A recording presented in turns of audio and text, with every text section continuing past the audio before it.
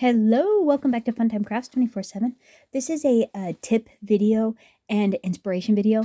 The tip is for Anna Griffin's create event for November 2025, and it's for the Class 7 picture cards.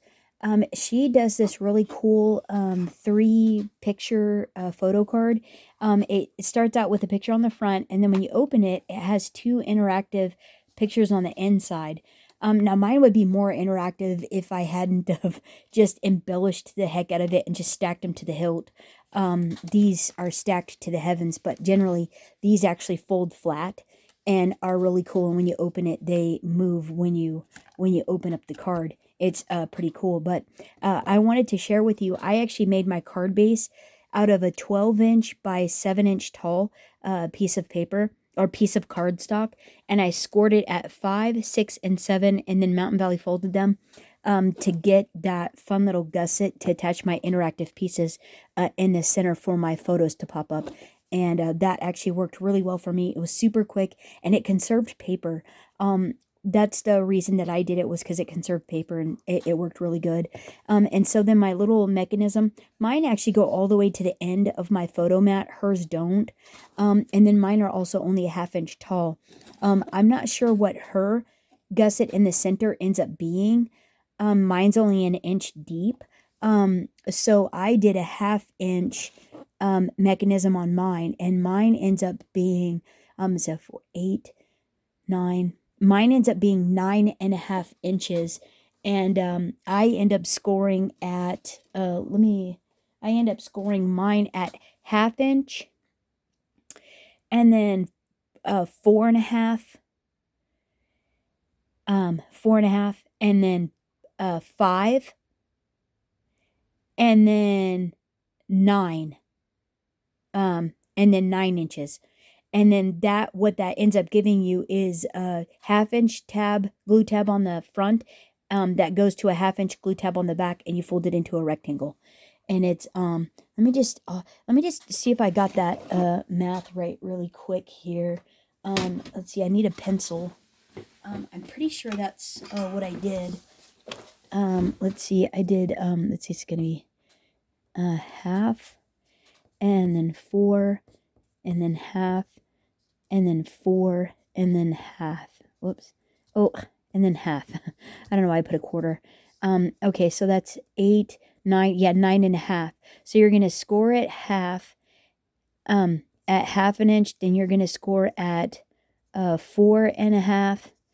Then you're gonna score at that's 4.5. Then you're gonna score at 5, and then you're gonna score at 9. Is what you're gonna end up doing. So 1/2, 4.5, 5, and then 9 gives you, does that give you? Yeah. Right? 4.5. And then 5, that's your 1/2 inch tab, and then 5 to 9, that's 4 inches. Yeah, and then you get another 1/2. Yeah, so that's what it is. So I did mine so they're also 1.5 inches wide by 9.5 inches long. That's what mine are for here, these little gusset ones. And then I score at on the 9.5 inch side. On the 9.5 inch side, I score at 1/2, 4.5, 5, and 9 to get this rectangle. And then I glue the 2 1/2 inch strips together and create a rectangle. And then I adhere that behind this photo mat here. And so it goes onto the back of this, the long piece does, and then onto this card and onto that. And then that's how they swing, and they, pop up when you open up the card. It's pretty fun. And but I just wanted to share that little tip with you, that you could conserve paper and just do a 12-inch by 7-inch tall base, and that way you would only have to use one piece of cardstock for that. So there's that. And then I just wanted to share the inspiration portion. Was she does a post office box picture shadow box card, which I thought was really stinking cute. But then as I was thinking about it, I thought, boy, there would be there could be something fun we could do with that was like a box-esque type feel. And I ended up creating this post office box book advent. Um, it's an advent book. It's a post office box advent book. It's really stinking fun. It's basically it's 7 inches tall by 3 inches deep, about 5 inches wide. It's only as big as the post office box die is, but it's 3 inches deep, and it creates this sweet little 3 pages of 4 little darling boxes that you can fill with treasures, and so you get the 12 days of Christmas, and they each have a little ribbon, a pull tab, and you can fill up the cute little boxes with whatever your heart desires, whatever the recipient would love to get, and candy or money or little trinket things, keychains, or what, like if you have a crafty friend, you could put washi tape and ribbons and beads and all that kind of stuff. If they're a sewing friend, you could put little thimbles or needles or sewing feet or trims or um, thread, or like that fun fancy type thread, things like that. If it's for a coworker, you could put little paper clips or post-its, or little page tabs, or things like that, and little candies and fun things like that in it. And you could just do all candy, would be just all different flavors of candy would be really fun as well. And I just thought this just came out so cute. And it was my version of the Shadowbox picture card, and I thought this just came out super, super cute. It stands up on the table. It looks absolutely adorable, and it's just really fun. I'm going to do a tutorial on this afterwards, but yeah, I just wanted to inspire you that if you were wondering what else you could do, this is an additional something or other to make for friends, family, kids, a teacher gift even you could do. It'd be a hoot. I think whoever got it would think that was just super fun and nice. I'll give you the dimensions on it if you want to take a whack at it. So the base of that is 5 3/4 by 11 1/2. On the 11 1/2 inch side, you're going to score at 4 1/4 and then 7 1/4, and that creates the outside base like so. And your pages that you glue all the little miniature boxes to are going to be 5 1/8, 5 1/8 by 5 5/8. On the 5 1/8 inch side, you're going to score at 1 inch. This is going to give you your tab to glue in to this, like so. But you want to adhere all your little boxes first. The other thing you want to do is on the tab, it was easier to create this page like this and then go and cut off a scant portion. Just a little teeny tiny strip off the edge of it, so that way they fit nicer when they're all nestled in together on the spine.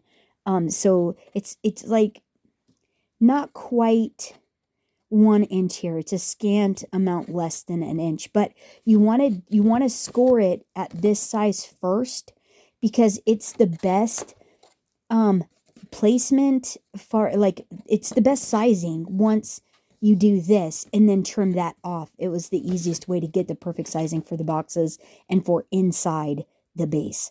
Okay, so that's that. And so then you're going to adhere, put all your boxes on, hot glue them on like I did, and then adhere this into here like this. And I just hot glued these in my little box here. And then what you're going to do is you're going to cut out the layering die for the post office box. And you're going to see how you're just going to evenly space it on the edge. You want to put like if you want to do a belly band closure or a ribbon closure, you want to do that on you want to put the ribbon on or the belly band on before you adhere the post office box layering piece, because it sticks out. You want it to be smooth all the way around, so you want to put that on the base first if you do a ribbon one. Or put these pieces on first before you pop the layering die on, so you don't see it and it looks nice and clean. But you're just going to layer it. I just like that. And then like barely on the edge is where you're going to line this book up on the inside of that post office box die. And yeah, it looks like that. So then these little boxes here, they're just pizza box style. So all the tabs are sealed on the bottom, and then it's, you know, hinged back there. It's all one piece, and then you just have the 2 tabs on the top. So you just make it pizza box style. And so those little guys are 4x6, and I did it to where it was economically viable for your cardstock. So it just made it most efficient use of cardstock. So these are 4x6. You need 12 little boxes, and you can get 6 out of one 12x12 sheet of paper.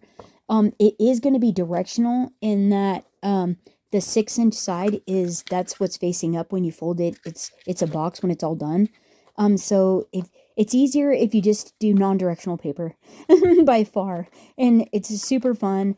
And but if you want to take a stab at, just make sure, be aware when you're putting the boxes together and when you're cutting them out.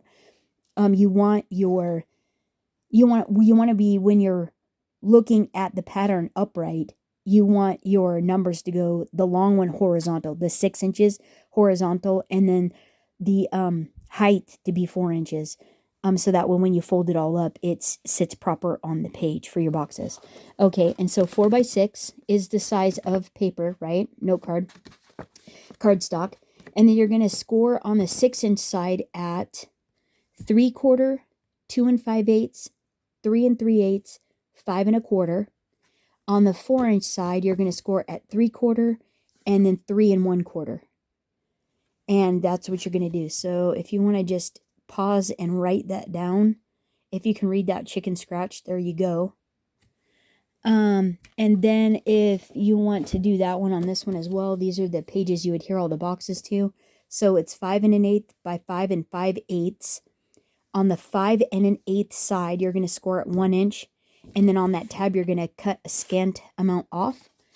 And then on the outside cover portion, you're going to do 5 3/4 by 11 1/2.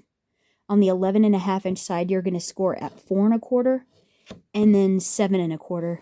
And then you're going to have a book like this. And it's going to be really nice. And then that's where all these glue in after you glue your boxes on top, like so. So there you go. Just a little bit, and I just did little ribbon closures on all my little boxes, just adhered the little tab on. I just opened up the lid, hot glued, before I attached the boxes to the base panel, I adhered hot glued the ribbon all the way around to the top. That way there was a nice little pull tab to open up the little lids, and spaced them out. I just eyeballed them onto that piece of cardstock there, and they worked great. So yeah, 12 days of Christmas there, and pretty super fun. Yeah, this was a really fun little project to do. Simply embellished it and call it a day, right? A hoot! Super fun. But there you go there. Let me know what you think of the project down, and I'll do a tutorial on that later. And just a little tip on that, if you wanted to conserve paper, 12x7, score at 5, 6, and 7, and proceed from there. All right, guys. Hope you're having a great week. Until next time, happy crafting, everyone. Bye-bye.